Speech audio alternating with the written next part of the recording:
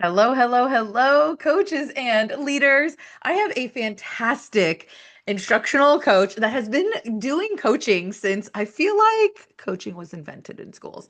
You've been around so long. Lindsay Deacon, who is very well known, I believe, in my world for like the EduCoach Survival Guidebook and just the EduCoach kind of world. And so, Lindsay, I want to welcome you to the show. I'm so excited you're here. Thank you so much for having me today. Yeah. So we're going to be talking about how to read a room and adjust in real time, right? And what do we do if we start to lose people? I'm really excited to talk with you about that. Here's some strategies, talk about even like funny stories. But before we jump into that, I'd love you to just share with everyone, what do you do now in the world of leadership, coaching, and in education? I mean, I'm a coach, so so I typically coach leaders, coaches, teachers to just unpack the most common dilemmas that are coming up in their life and help them find solutions so that they're the best educators they can be. I love it. Awesome, awesome. And you go into districts and you do coaching, you do PD. I love it. Yep. Yep, workshops, but I also do a lot of one-on-one coaching. One-on-one coaching. Yeah. Yes. All right, so let's dive in here. We're going to talk about like how do you read the room, right? And then how do you adjust? So step one is always one, we have to be reading the room. And it's for me, my experience is I'm like constantly scanning. I'm scanning, scanning, scanning, scanning, right? One of the worst situations is if I'm running a virtual PD and everyone has um their screen their cameras off, right? I can't read the room. Yes. Or almost equally as worse, they're projecting me on a screen and Uh-huh. everyone's head is the size of a pin. Yep. I can't read the room. So anyway, let's talk about it. How do you read the room? What does that Yeah, look like? so I think it's different, right? Because you just said like whether it's virtual or it's in Hmm. person and where's the audience. So I think when I think about what we do as coaches, like we're always looking at body language and how are people communicating. And so just like taking stock, you don't have to like leap right in. Like what are people doing and how are they showing their attention? What are they showing their attention to? That's just where you get started. Yeah. I recently had a coach ask me, she said, Becca, I'm always nervous at the beginning of PDs, but then once I get rolling, I'm Yeah. okay. But those first 5 to 10 minutes are a bit shaky for me. And sometimes my voice shakes a little bit. And one thing I shared with her, and I didn't realize I did this for this reason, but one of the things I've been doing for years is I almost always start the PD with a get up and talk to each other Yes. Yes. like Get the activity. energy going. Yeah, Yeah. and it warms me up as well as them, Yep. right? So it's Yes. not just like get the energy. It's like I am able to hear what they're talking Yep. about, hear how they're talking, right? See their body language. Because it's for people like you and me, sometimes we're going into situations we've never met people. It's like, hi, nice to Absolutely. meet you. I'm running a PD for you. So it's Yeah. like there's that moment, and it's so I have the experience of warming up with them. Do you have any thoughts around when you're starting PD or any strategies you use? Absolutely. I have one that I have used since 2020 because I actually went back to the classroom in 2020 and was teaching virtually just to get that feel. So to have like the Mrs. Deacon TV show on every day for sixth graders really taught me how to like grab attention in different ways. And it's really translated into what I do with adult learning now. So I have an image essentially of an ocean and Hmm. I've got a little text over it, but I just ask people to do like a self check-in, like, are you surfing today? Are you feeling great? Are you riding high? Are you treading water? Are you feeling underwater? And it's very visual, but it's also just a quick check-in. And then I have them just share with an elbow partner or around the table, just so that they can, there's no judgment, right? Like, however you walk in the room or however you logged on is the right way for you in the day. But I think it's important for table partners to know, like, oh, like maybe I have a partner today who's really struggling and is treading water, or like, oh, I've got somebody who's like totally surfing, their energy is a little over the top, right? Like, just to kind of get people in the zone of like, why are you here and how are you feeling? Hmm. And then I can go around and listen Hmm. to Yep. where people are at. And then after all of that, I like to, when I bring everybody back, I just like to share where I'm at and then ask for volunteers. And maybe I have a lot of people who want to share, and maybe I have nobody who wants to share. Hmm. But I find it's particularly valuable if something big happened in the news Yeah. or if there's a specific time of year where like we're really dragging, Hmm. right? So it's just a nice way to read the room, Hmm. and also feel pretty human-centered. For sure. And one more thing that I think about when I'm reading the room is where my attention is. And I know, and it's interesting because I coach teachers in this, and I say, where's your attention, right? So Mhm. I get on my attention in my head about what I'm going to say next, right? Like what's on the screen, what's my activity, what am I going to say next, right? So I can have my attention on what I'm doing, which is Yeah. over here with me, Yeah. or I can trust the process, Yeah. right? And just be like, well, what I know is what I know, right? The screen, I usually use like my PowerPoints to like guide the conversation, like, oh, that's what's next. Great. Yeah. But and then it frees me up to have my attention on them, right? So Yeah. I'm just like constantly Yes. pinging and looking them in the eye, like, Yeah. am I, what the body language, are they on their phones? Are they looking me in the eye? Are they smiling and nodding? Are they chuckling? So this is like a little secret of mine, but do you know the masterclass subscriptions? Like, Yeah. so I used to be a beta tester for masterclass. So they would send me all sorts of random classes, and then I would give a lot of feedback, and I got a free subscription for several years So doing this. cool. So I took Usher's masterclass, which was the art of performance. And really, it was like, okay, you want to be a pop star, like, what, and it had homework, there were modules, but there were so many fascinating tidbits I took from Usher's masterclass that I use when I lead PD now. And one of them that I have to very intentionally remind myself is he says that, he's like in a giant stadium, he's doing the Super Bowl, whatever, but he tries to find somebody who's really, really far back. And Hmm. that is the person that he's performing to. Hmm. Because a lot of the times I think we're looking at the people who are right in front of us or who Yeah. sat close up because they are often like the ones really reflecting Hmm. attention. But he was like, you really talk to somebody in the back, like as Hmm. far back, and you really work on getting that person engaged, Hmm. and everybody in front of them will kind of come with it. For sure. I love that. That's a great tip. Yeah. So now, right? So we're talking about like we're reading the room, we're Yeah. scanning, we're constantly scanning, right? What are some thoughts around how we adjust in real time if people aren't engaged, right? And lack of engagement could look so many different Really. ways. Yeah. What are your Yeah. thoughts around that? Well, I think that I have a tendency to make assumptions about Mhm. what engagement looks like sometimes, and I have to really check myself. And so I like to think of like in my teacher brain, how did I read the room with students, right? Because the minute that you lose students, things are going to go haywire. And it's not the same necessarily with adult learning, but you're trying to really keep the pacing lively, and you're Yep. trying to change activities, and you're trying to, use your personality to infuse like the space in the room.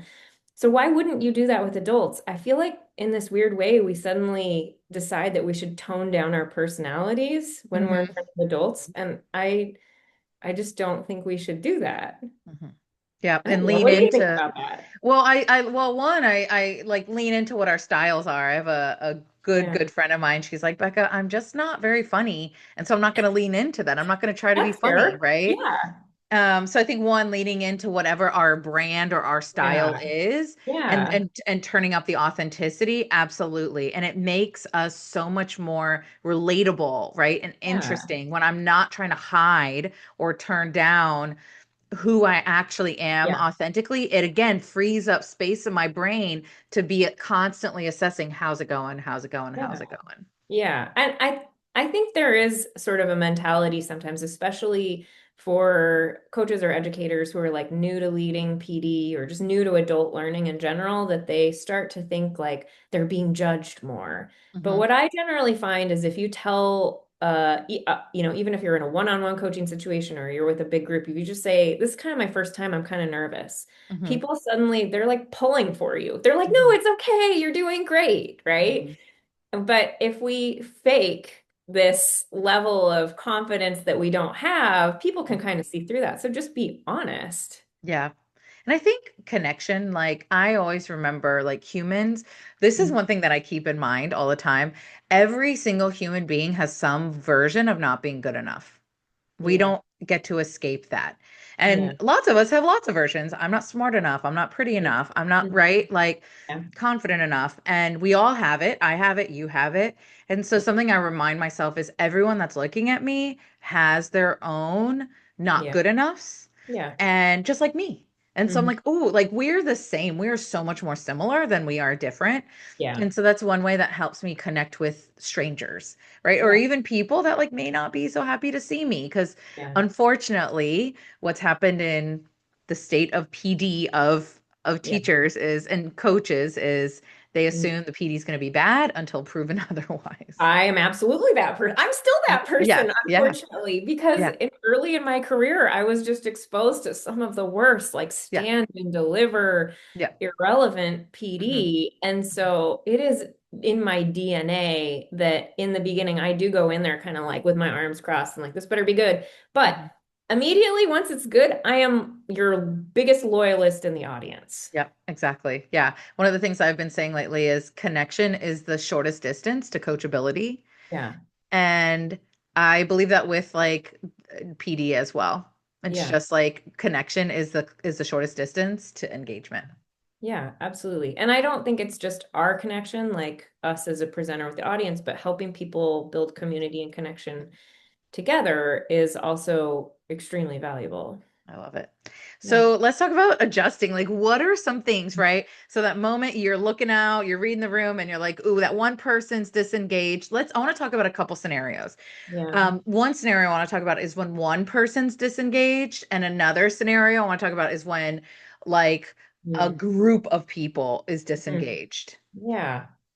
I mean,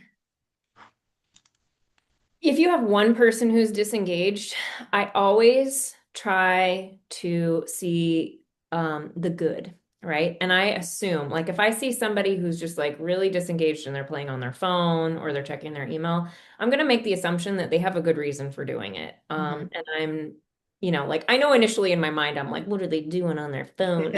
How dare But then they? but I'm assuming they're doing it for a good reason, Hmm. right? Because everybody else in the room is participating or doing whatever the thing is that I've designed. And so that's up to them and we're all adults. Hmm. Um, and so as long as it's not disruptive, Hmm. I don't even give it a second thought. What do you do when there's only one person? I'm very different from you. I'm Okay, like, tell me.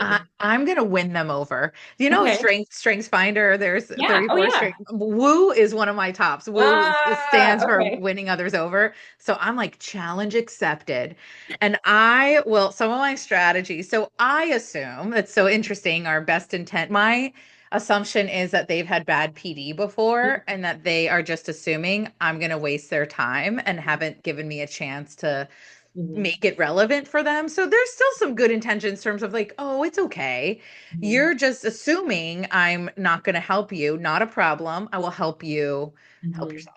So I'll use proximity often. Like True. sometimes I move around a lot. I move Yep. around a Yep. lot when I'm talking. So I'll move my way right next to them. Yeah. Yeah. So I use that quite a bit if it's just one person. Or it's like also if two people are talking while I'm talking. Mm-hmm. I will move myself right next to them and I'm like, not a Yes. problem. We will have the instruction happening here. Side talking is different for me because that is disruptive. It Even is. if you have folks who are just like whispering, but there's still that sound in the room, it's distracting for me as a It presenter as is, well yeah. as I think it's distracting to others. Hmm. So I absolutely would use proximity in that case. But yeah, so I think it really just depends. I mean, also if you have one person who's like openly disengaged and they're like asking a lot of questions to get things off track, that's a whole nother Oh area as yeah. well, right? Like Yeah. because with your background in talking about like change and resistance, Hmm. we know that resistance generally stems from fear of something. Hmm. So I'm Hmm. trying to think like, are they having a fear of being exposed Hmm. because they don't know as much as they thought they should, Hmm. or they feel fear of failure. So I try to Hmm. unpack that a bit. Hmm. Um, but so I guess it just depends what are we talking about when we say Disengage. disengage, That's true, right? right? If they're Yeah. like passively disengaged versus actively trying to Yeah. derail. A lot of times when that happens, What I assess immediately, is this what I call like smoke and mirrors behavior? Mhm. Is this Mhm. like I'm trying to distract you over here because I don't Mhm. want to deal with this thing over here, Yep. right? Or is it I actually have a need?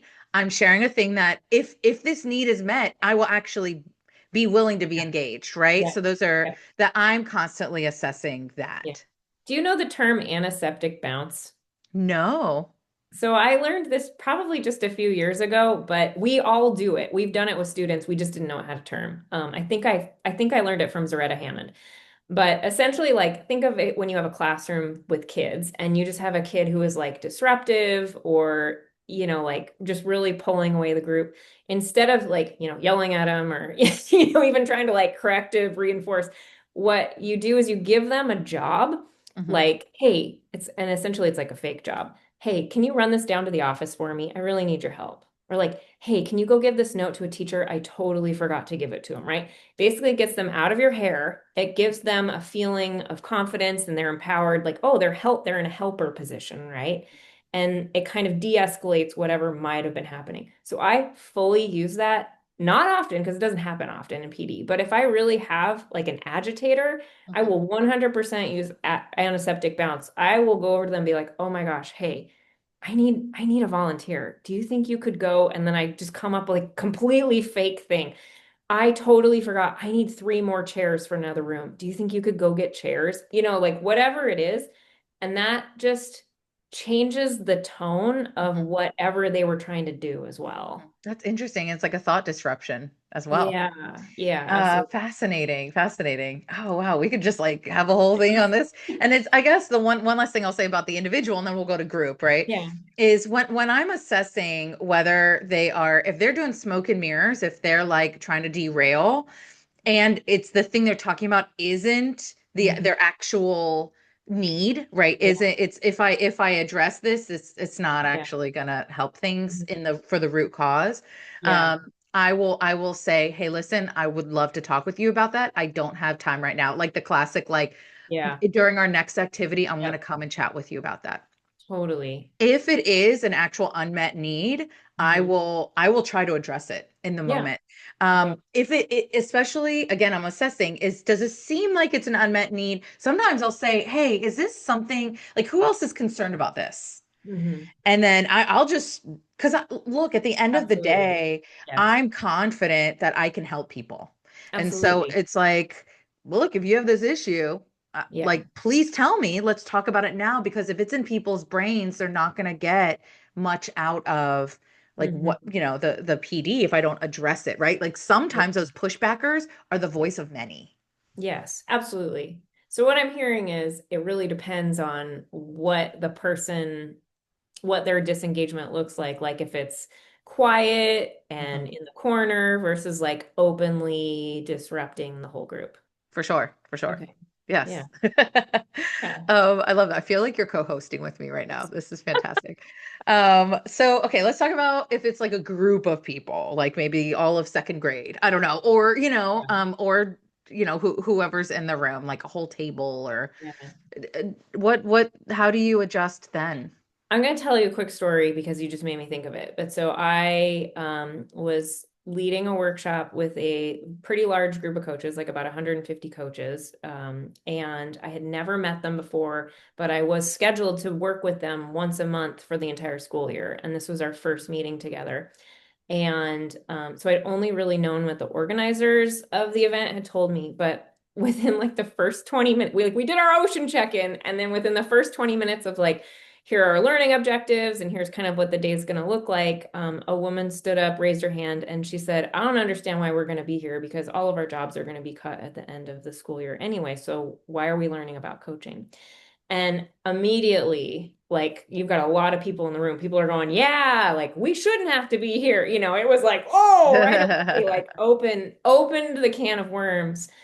And in that case, I really felt like this resonates with the entire group. And so whatever I might have had planned needs to just get paused for a minute because I want to address those concerns.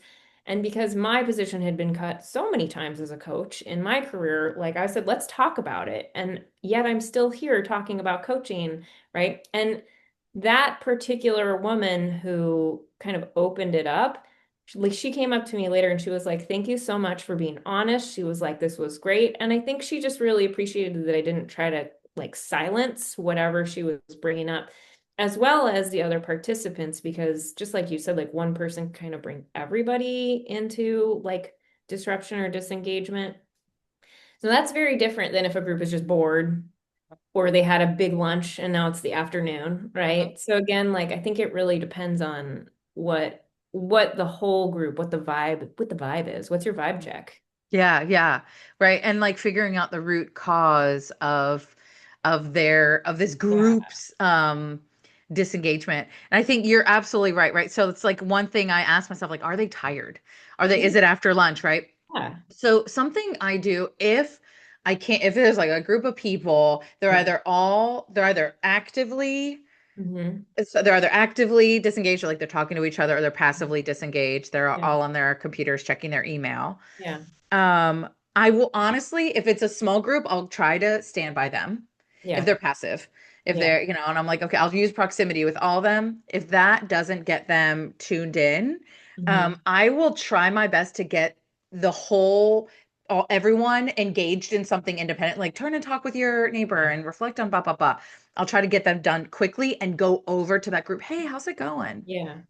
I'll do like a quick check-in with that group of people, like what's Yeah. going on here? Because Yeah. my main objective is to figure out what's the root cause of your Yeah. disengagement. You really hold high expectations for your participants. I love Oh, I'm it. like Don't opt out. 100%. I do. I don't know why I'm like Yeah. everyone's gonna be disengaged. I'm sorry, Yeah. everyone's gonna be engaged. Yeah. Yeah. Yeah. Yeah. I think that's really, and that tells me what kind of teacher you were too. Yeah. Yeah. No child left behind. No Yeah, teacher exactly. left behind. Yeah. But I think that comes from a place of like we hold high expectations for ourselves, right? And we're whether it's a 7-year-old or an adult in our group, like we're there to help them learn and empower them to be the best person that they can be. Like I don't want to waste my time in front of a group who didn't want me there, right? Like Exactly. we're there to learn together. Yeah. And I think my basic assumption about humans is everyone wants to grow. And Totally. if they are not, Yeah. there is an unmet need there Yeah. that is that is the barrier to their growth. Yeah. Yeah. And when that woman raised her hand and she was like, "Why do we have to be here?" And then I Yeah. addressed the concerns, I just was like, "Listen, if you want to go, like if you have better things to do, to be honest," I was like, "I fully support that." I was like, "I'm not your boss, but if you feel like, your time would be better spent back at your school site or working on something else, like I'm not offended." Nobody got up, so I'm Mhm. assuming they were still there to learn, right? Yeah. But I really feel like we're not going to learn if we're in a space where we're like in that zero learning zone in our brain. So it's our job as like presenters or coaches to really help people be in a learning space. Yeah. Have you had any kind of creative strategies or things? I'm sure you're good at like thinking on your feet. And have you done any things that's like, wow, like, besides like, okay, addressing what's in the room, right? If there's a group of people disengaged, any other kind of strategies you've used to get them engaged? I'm sure I have because I know for a fact that I have left and I'm like, oh my gosh, it worked. I can't believe that worked, but I can't think of anything on the fly. Yeah. I think like that's what we do, as classroom teachers all the time. It's like, Mhm. like I can't lose them. It's so Yeah. crucial every moment of every day. And so we just translate that into our work with adults. Yeah, that's exactly it. That's exactly it. Sometimes I've on the fly, I know this takes a little something else, but like Yeah. sometimes on the fly, I'll have a jigsaw situation. I'm like, if everyone's disengaged, I'm like, okay, y'all learn about this. You're gonna teach your group about this. You learn about this. You're gonna teach your group, Yeah. and it's something like, okay, they're actively doing something, learning something, and there's gonna be some accountability at the end. Yeah. But one thing that I'm always thinking, because you and I were talking about the catalyst mindsets before we Yeah. started recording, right? And one of the mindsets is value mindset. And I believe in my experience, my anecdotal experience is that value mindset. I believe this has value for me, value my purpose, Yeah. meaning that it that's the most common mindset that is unsupported in schools, especially in PD. And Yeah. so I'm always asking myself, do they feel this is relevant? Yeah. That's the one that Absolutely. I'm constantly asking. So it's Yeah. like if I just pile on more, that's Hmm. not going to help because Yeah. they fundamentally don't find it Yes. relevant.